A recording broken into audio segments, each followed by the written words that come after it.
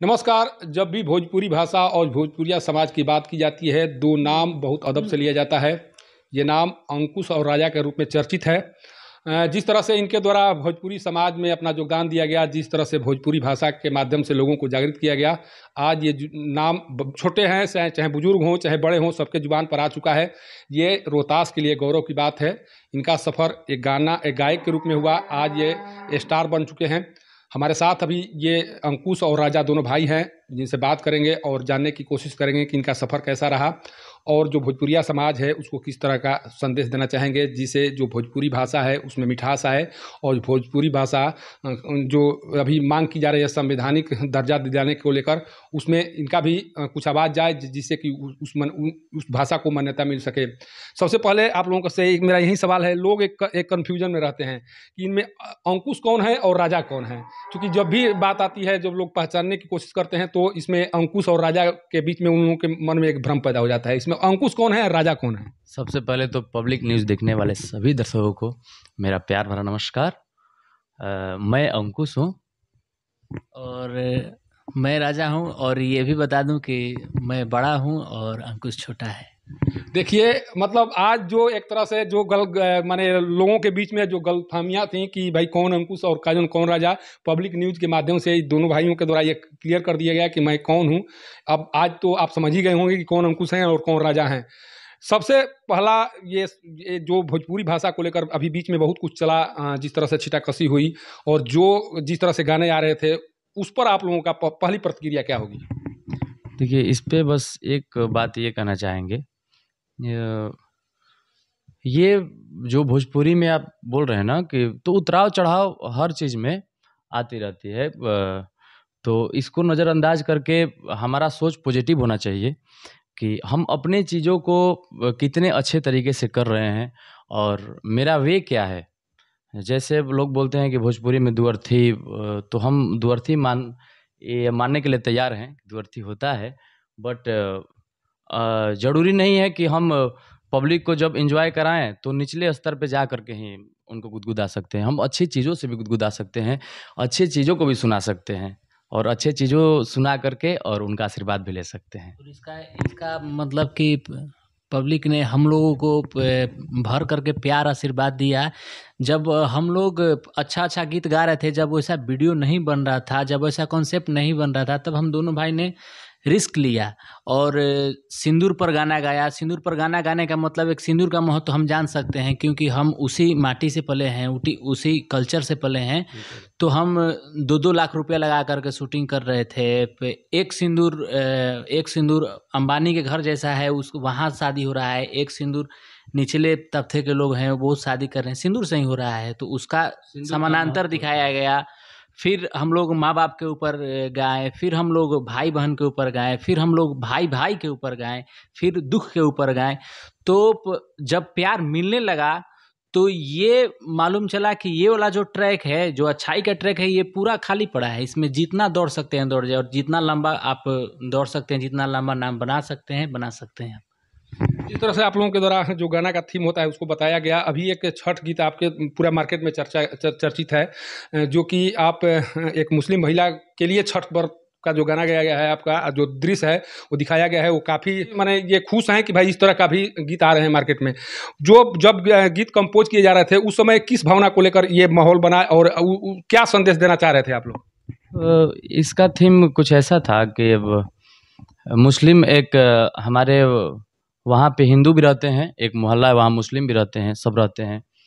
तो जैसे मुस्लिम के एक बच्चा नहीं होता है, तो हिंदू को विश्वास होता है अपने छठ माता के ऊपर कि माँ हम छठ करेंगे, व्रत करेंगे तो माँ ज़रूर हमारी सुनेंगी और उनसे मुझे बच्चा मिलेगा, लाल मिलेगा। और सबसे बड़ी बात है कि हम लोग हिंदू मुस्लिम सिख ईसाई ये सब ना जोड़ करके, हम लोग एकता को जोड़ करके, और ये इंसानियत के नाते हम लोग ये गाना बनाए हैं। और ऐसा बहुत सारे गाने हम लोग बनाए हैं।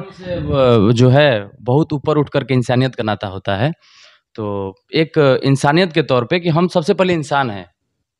ये जाति और धर्म तो यहाँ आने के बाद सब बट गया। बगल जितने भी लोग रहते हैं वो सारे हमारे परिवार हैं। बाद में जो कुछ भी है, ये हमारे पूरा हिंदुस्तान मेरा परिवार है। तो हम अपने परिवार के लिए कर रहे हैं, किसी और के लिए तो कर नहीं रहे हैं ना। ऐसा नहीं है कि मतलब अगर हम ब्राह्मण हैं तो मुझे चोट लगेगा या कटेगा तो मेरा खून रेड निकलेगा, और कोई जाति के लोग आएंगे तो उनका ब्लैक निकलेगा, ऐसा कुछ नहीं है। अंकुश राजा आज तक किसी जाति के ऊपर या किसी धर्म के ऊपर आज तक हम लोग गाना विवादित नहीं गाए हैं, क्योंकि हम लोग सबको अपना परिवार ही मानते हैं ना। तो जैसे देखिए इसी पर एक और ये आ गया एक पारिवारिक गीत है जो जो भाइयों के बीच में जिस तरह से कुछ होता है जो आज के समाज में घटित हो रहा है, वो गाना भी आया था जिसको लेकर लोगों के मन में ऐसा लग रहा था कि समाज उस स्तर पर चला गया है जिस स्तर पर नहीं जाना चाहिए। क्या लग रहा है कि समाज का जो दशा दिशा है वो बदल रहा है, जो जो जो सामूहिक परिवार की जो भावना होती थी उसमें अब कहीं बिखराव आ रहा है? बिल्कुल बता रहे हैं आपको इसका। ये हम लोग ना जैसे माँ बाप के ऊपर गीत गाएं, हम लोग का संदेश से मतलब मुख्य उद्देश्य ये है ना कि जैसे बहुत लोगों को लगता है कि हमारे जीवन में माँ बाप का बहुत ज़्यादा अहमियत नहीं है, रोल नहीं है। तो हम लोग और कितने लोग जैसे घर में होते ही है ये चीज़ें कि जब शादी हो जाती है तो माँ बाप का वैल्यू थोड़ा सा कम हो जाता है वहाँ पे, परिवार में बिखराव होने लगता है। सारे लोग वो चाहते हैं, उनकी पत्नी चाहती हैं कि हम अलग रहें ताकि मुझे कम मेहनत करना पड़ेगा, केवल पति के साथ रहें। उनका भी भाई वो भी चाहते हैं कि हम अपने पत्नी के साथ पति के साथ जोड़ कर रहें। तो जो घर में बिखराव होता है उस चीज़ को लेकर के हम एक थीम उठाए थे, और बस ये उद्देश्य से उठाए थे कि मान लीजिए अगर हमारा वीडियो देख करके, हमारे सॉन्ग सुन करके 2 लोग भी इससे प्रेरित हो, इंस्पायर हो, तो मेरा सफल हो जाएगा गाया हुआ। तो इस पे हम लोग काफ़ी मेहनत कर रहे हैं और आगे भी ये मेहनत जारी रहेगी हम लोगों का। गायक से आपका सफ़र अब ये अभिनेता के तौर पर पहुंच गया है, उसमें क्या कुछ चल रहा है अभी आप लोगों का? अभी लगातार फ़िल्में आ रही हैं। अभी हम लोग एक फ़िल्म किए हैं लेटेस्ट, तू मेरी मोहब्बत है, लॉकडाउन के बाद, जिसमें हम लोग और काजल राघवानी जी की जोड़ी देखने को मिलेगा। हमारे दर्शकों को उम्मीद है कि बहुत ज़्यादा प्यार आशीर्वाद मिलेगा, क्योंकि मुझे लगता है कि ये जो फ़िल्म है बेहद खूबसूरत फ़िल्म बनी है, और परिवार को देखते हुए पारिवारिक फ़िल्म है।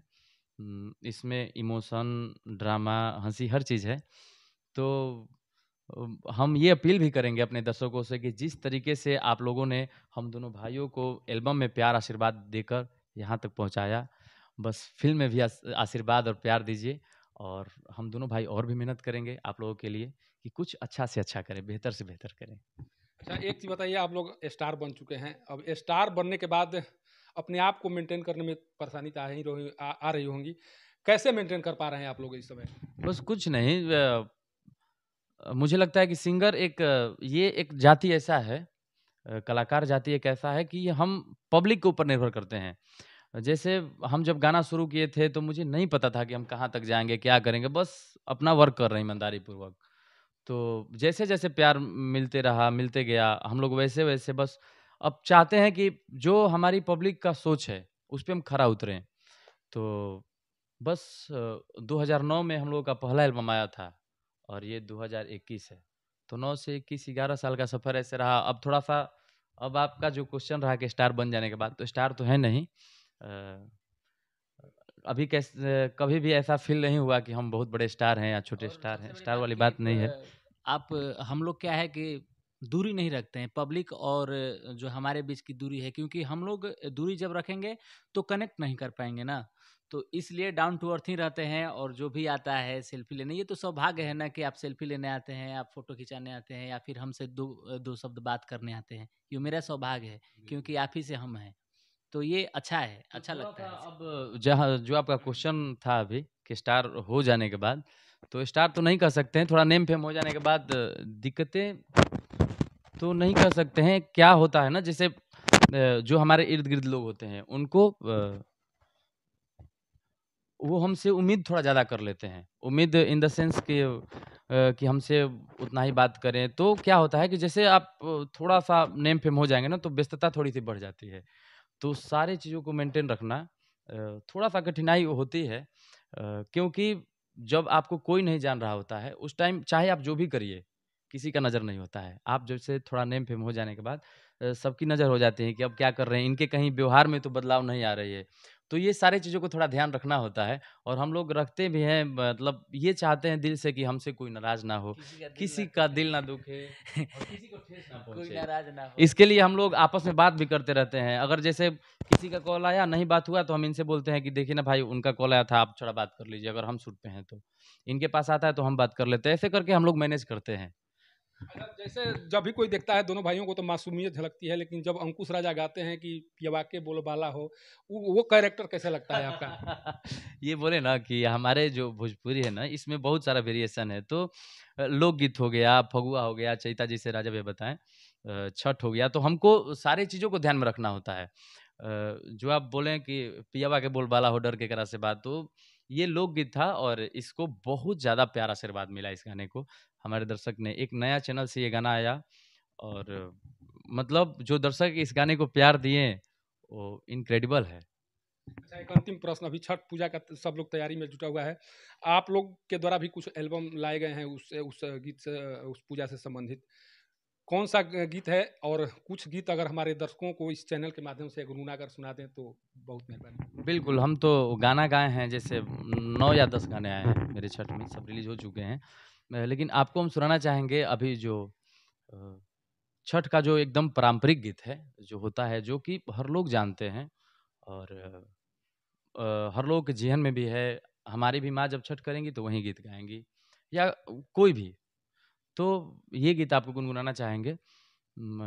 और ये गीत हम लोग इस बार गाए भी हैं। तो 2 लाइन। कहाँ चाही बस के बहंगिया, बहंगी लचकत जाए, बहंगी लचकत जाए, कि पेन्ही ना बलम जी पियरिया, दौरा घाटे पहुँचाए, दौरा घाटे पहुँचाए। ये जो गीत है, ये गीत गा करके ना जैसे लगता है कि दिल भर आता है। तो जैसे छठ में आप बोले ना कि बहुत सारे गीतें आ रही हैं, तो ये तो होता है, हम लोग भी करते हैं। लेकिन ये जो गीत है, इसको गाने के बाद एक अलग ही जोन में चले जाते हैं। देखिए, ये थे अंकुश राजा। आप समझ सकते हैं कि जिस तरह से, हालाँकि इनका कहना है कि हम स्टार नहीं हैं, लेकिन जिस तरह से लोकप्रियता इनको मिल रही है, लोग जो समझ रहे हैं इनके बारे में, वो हम लोग भी समझ रहे हैं। उसके जो मीडिया के बतौर मीडिया कर्मी हम लोग समझ रहे हैं कि वो क्या स्तर है और कहाँ पहुँच गए हैं। लेकिन जिस तन्मयता से और जिस सहजता से इनके द्वारा जो प्रश्न का जवाब दिया गया, उसे साफ लग रहा है कि ये भले ही उस स्तर पर पहुँच गए हों, लेकिन इनका जो सोच है अभी उसी ग्राउंड से जुड़ा हुआ है, जिस ग्राउंड से ये इसी ग्राउंड में खेले पले बढ़े हैं।